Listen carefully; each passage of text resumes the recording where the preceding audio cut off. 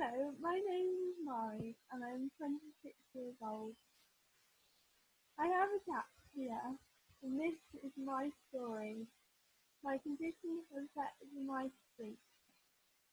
During my life, I have constantly faced challenges along the way due to my disability, but I have been able to overcome these. I believe that these challenges and the problem solving that I've had to undertake have made me into the person I am today. I am constantly told that I am an inspiration, and due to this, I have decided it's time to share my story and to inspire others to follow their dreams.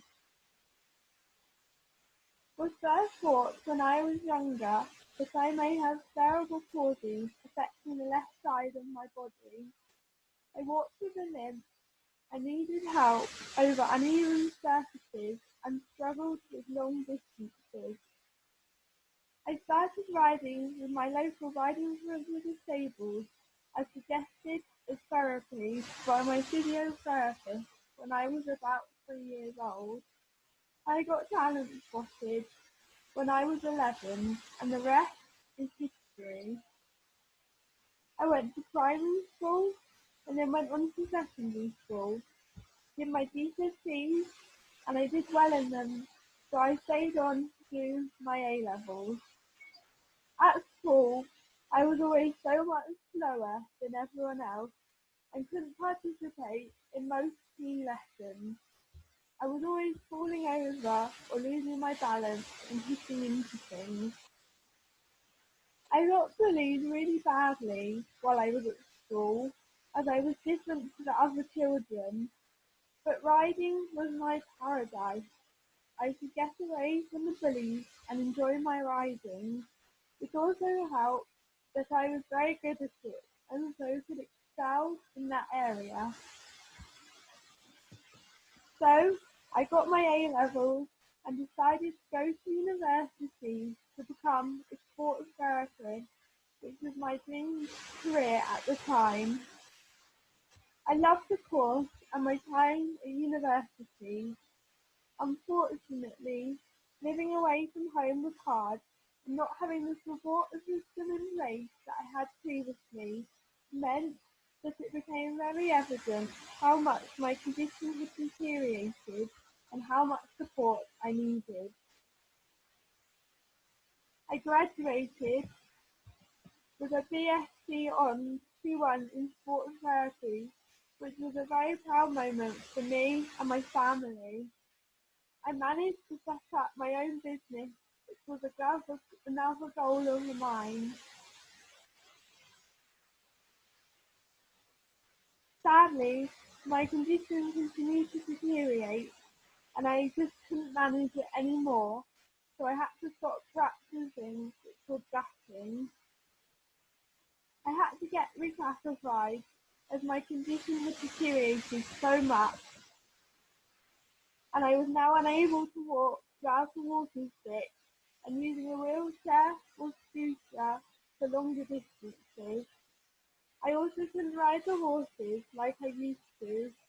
I came out as a grade 1, which is the most impaired of all the grades. It was a shock, but I can see now why.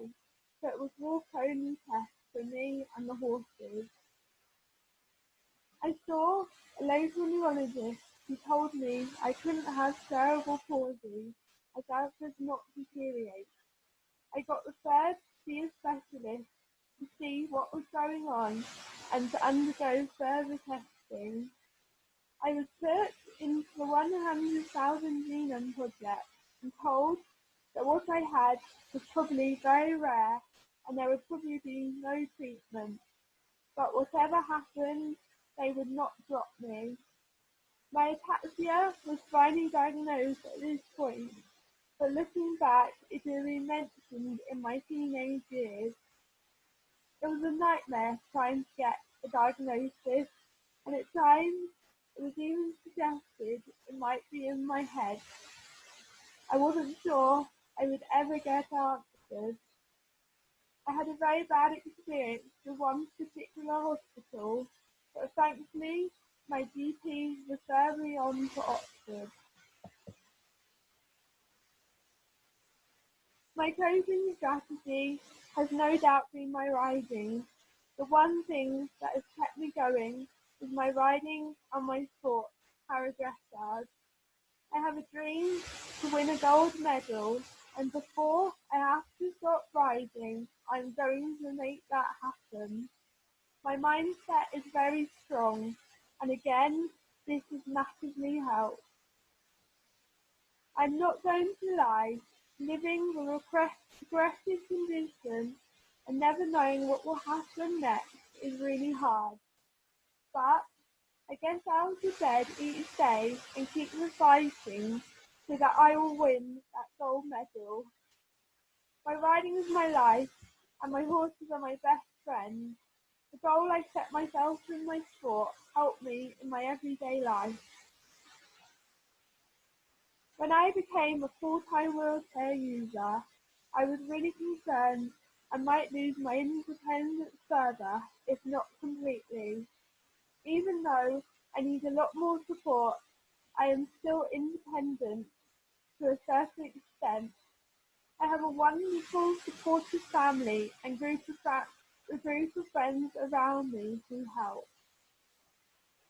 I've had some wonderful results over the years in my sporting career, such as national champion, international champion, but the highlight of my sports career so far has been reaching the podium and winning my first medal and becoming a European team silver medalist.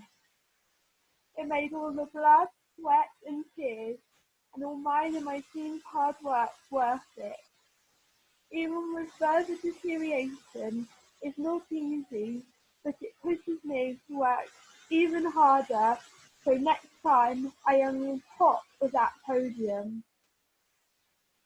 It wasn't until last year that I actually got my diagnosis. I have a very rare chromosome disorder, so rare there is not much known about it and it is likely progressive. But sadly, I will not get anything back that I've lost so far. So, it was confirmed I have cerebral palsy, ataxia, dystonia, and a chromosome disorder. I have recently started volunteering with Ataxia UK as I want to give something back. They were a great help and signposted me to the right place to get a diagnosis, and since then they have continued to help me.